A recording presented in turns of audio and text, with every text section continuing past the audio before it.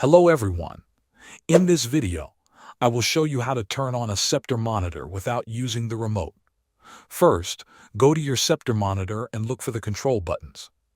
These buttons are usually located on the back of the monitor, along the lower edge, or sometimes on the side panel.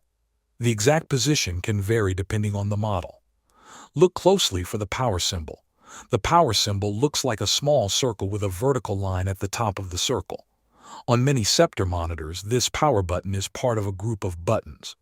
Once you locate the power button or joystick control, you can turn on the monitor.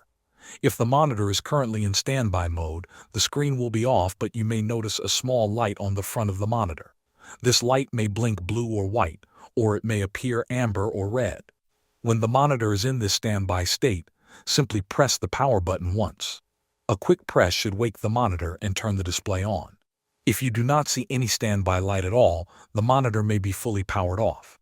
In this case, press and hold the power button for about 2 to 3 seconds. After holding the button briefly, release it and wait a moment.